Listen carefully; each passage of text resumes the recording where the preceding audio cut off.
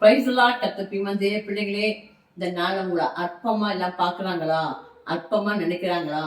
வேதத்துல கூட பாருங்க, அநேக பேர் யாரெல்லாம் அற்பம் எண்ணப்பட்டாங்க, அற்பம் எண்ணப்பட்டவங்க கர்த்தர் எப்படி நினைச்சு ஆசீர்வதிச்சான்னு நல்லா பாக்கலாங்களா?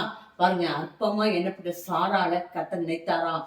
ஆகார் அற்பமா நினைச்சாங்களாம், நான் கர்ப்பவதியா மாறிட்டேன், சாரா கர்ப்பவதியா மாறுன்னு சொல்லி அற்பமா நினைச்சாங்களாம். ஆனா ஆண்டவர் அவங்க நினைச்சனால கர்ப்பவதியா மாத்தினாரு. அது மாத்திரம் இல்ல, லேயாள் அப்படிதான் அற்பமா எண்ணப்பட்டா.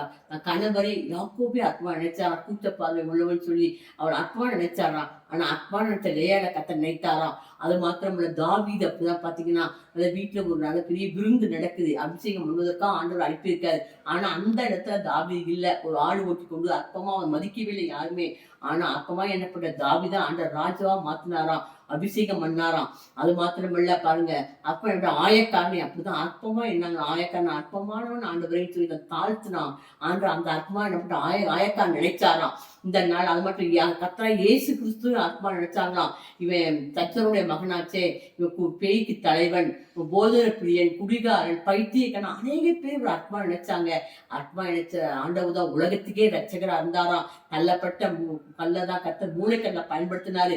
இந்த நாள்ல உங்களை அற்பமா நினைக்கிறாங்களா?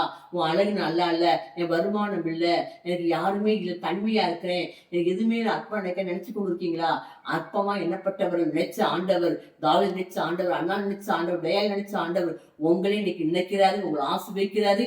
அற்பமா ஆரம்பம் அற்பமா இருக்கலாம், ஆனா முடிவு சம்பூர்ணமா இருக்கும். இந்த நாள்ல நீங்க அற்பமா ஆண்டவர் யாருக்கு வேணுங்களா?